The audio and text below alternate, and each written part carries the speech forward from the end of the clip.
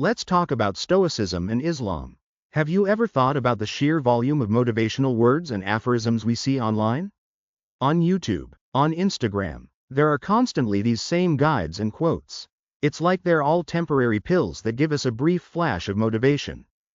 I'm not saying all these words are in vain. Of course, some people might be influenced by them and show some changes. But for many, this doesn't lead to lasting transformation.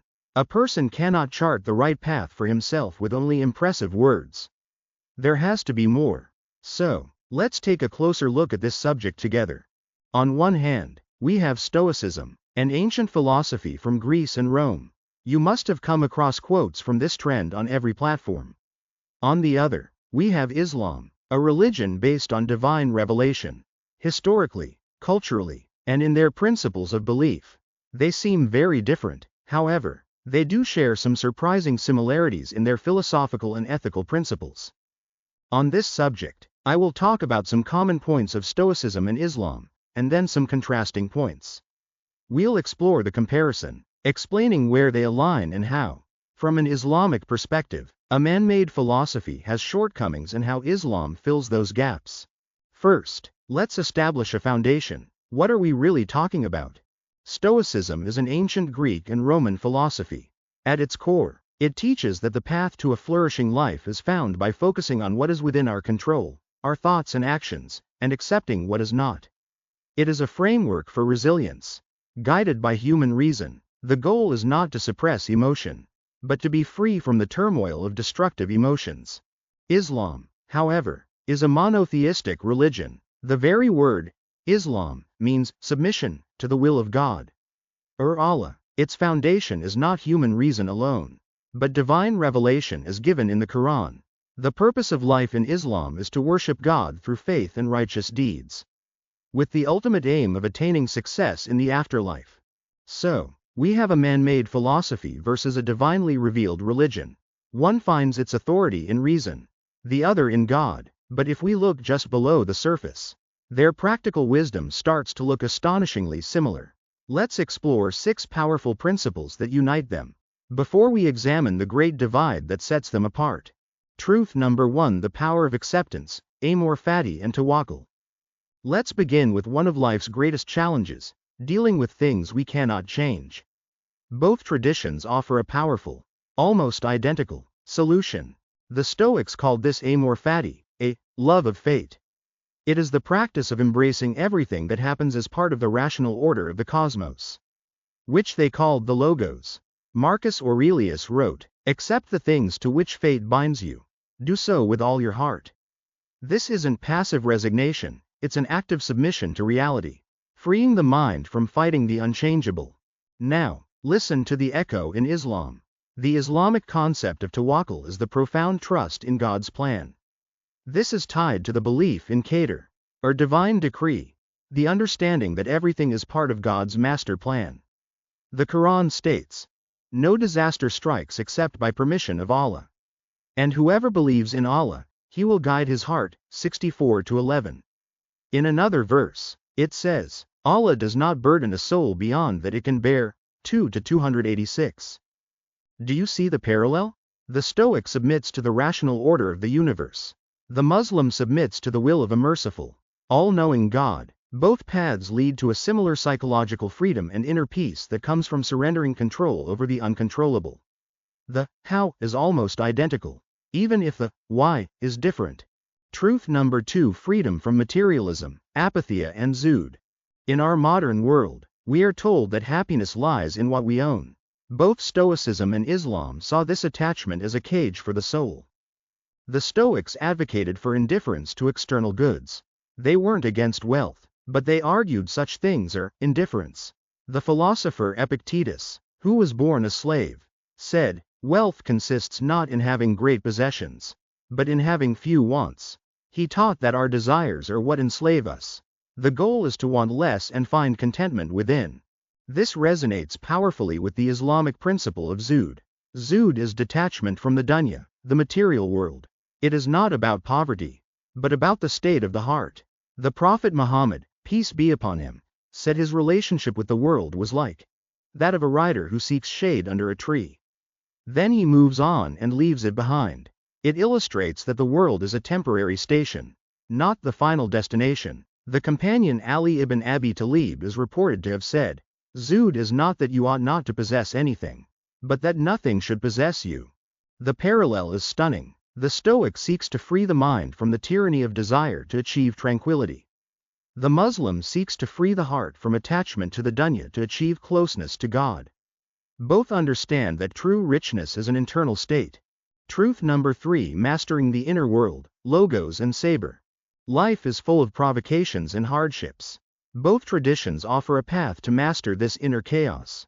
For the Stoics, the key was reason, or logos. They believed our emotions are caused by our judgments about events. Epictetus famously said, "It is not things that upset us, but our judgments about things." The Stoic practice is to pause, analyze the judgment, and choose a more rational response. It's about creating a space between stimulus and reaction. This brings us to one of the most celebrated virtues in Islam: saber. Saber is often translated as patience, but it is also perseverance, steadfastness, and self-control. This isn't passive waiting, it is an active, conscious struggle. The Quran commands believers to seek help through patience and prayer, 2-153. And promises, "Indeed, Allah is with the patient," 2-153. Islamic teachings frame saber as a way to transform hardship. When faced with a trial, the believer is patient, knowing it is a test from God designed to purify them. Both philosophies teach a form of emotional alchemy. The Stoic uses reason to find tranquility. The Muslim uses saber to turn trials into a means of drawing closer to God. Both result in a person who is not easily shaken by life's storms. If you are finding these connections useful for your own understanding, take a moment to hit the like button. It helps the channel reach more people who are on a similar search for these ideas. And, of course, you can subscribe so you don't miss our future explorations. Truth number 4: The primacy of virtue, Uret and Taqwa. What is the ultimate good in life? For both the Stoics and Muslims, the answer is moral and spiritual excellence. The Stoics declared that virtue, or Uret, is the sole good. This was broken down into 4 cardinal virtues: wisdom, justice, courage, and temperance. To live a good life was to practice these virtues, because perfecting one's inner character was the only thing truly up to us. Man should live for himself, and ethics and morality should always be for his own development. In Islam, the parallel concept is taqwa. This is God consciousness, mindfulness, and piety. It is the state of being constantly aware of God's presence and striving to act in a way that is pleasing to Him. The Quran makes it clear that taqwa is the ultimate measure of a person's worth. Indeed, the most noble of you in the sight of Allah is the most righteous of you, 49-13. Islam advised not only 4 basic principles, but dozens of more moral values. This is further captured in the concept of ihsan, or excellence. To worship Allah as if you see Him, and if you cannot see Him, then you know that He sees you. The Stoic lives virtuously to be in harmony with reason. The Muslim lives righteously out of consciousness of God. However, there is a key difference. In Stoicism, these values are for individual development. In Islam, they are for that and more. Islam emphasizes community and teaches one how to be a person who is useful not only to oneself, but also to society. So, how is it possible that these 2 systems share such profound practical DNA? Is it a coincidence, or is there a historical connection? The truth is that these ideas did not develop in a vacuum.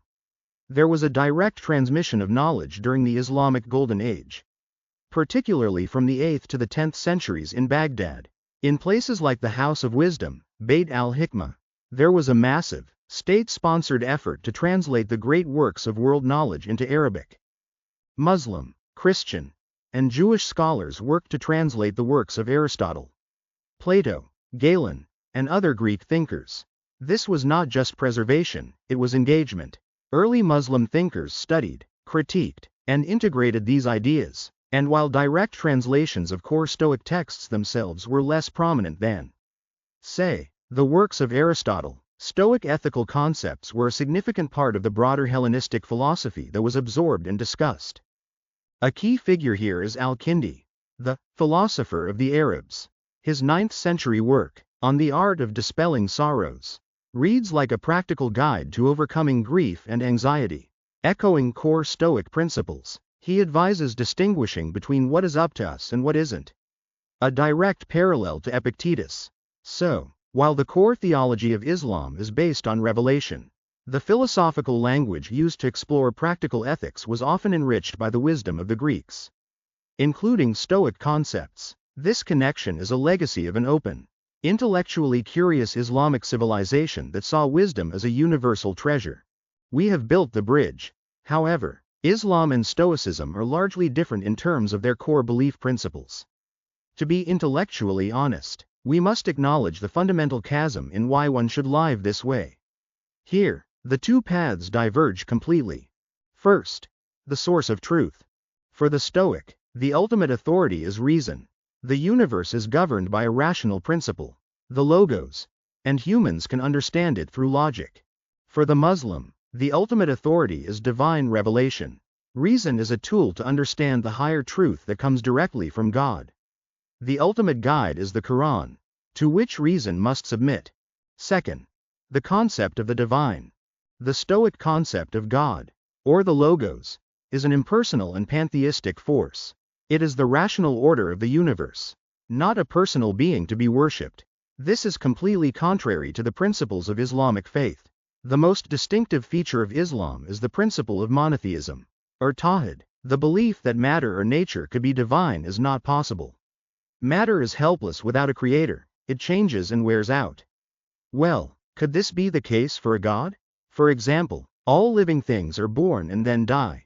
So, does the creator die? No. That creator is Allah, who is unique, has no need for anything, and is eternal. In Islam, Allah is a personal, transcendent, and merciful God, distinct from his creation. The relationship is one of worship and obedience between a servant and their Lord.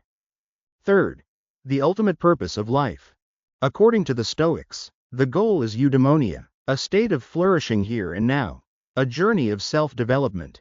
Stoicism is like saying, just deal with it when you're upset.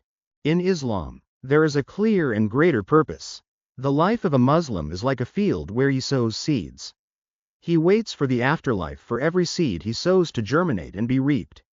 The sole purpose of a Muslim is to gain the consent of his Almighty Creator. This purpose is much greater than any material purpose in the world. It is a great comfort for a Muslim, because a person who does not believe is in utter darkness. For him, death is terrible. The ultimate goal is not happiness in this world, but earning God's pleasure to attain success in the hereafter. Stoicism has some interesting ideas about being strong and self-controlled, but we can say that its guidance can be vague and its purpose is ultimately self-centered. It is like playing a game with unclear rules. Although the Stoics advocate following reason, it can sometimes be difficult to understand what this means in everyday life. Islam, on the other hand, is like having an instruction manual. By providing clear guidance through the Quran, it deals with every aspect of life, aiming for human happiness both in this world and the hereafter. It offers a strong sense of community and a meaningful relationship with a Creator to live a balanced life and move towards a greater purpose.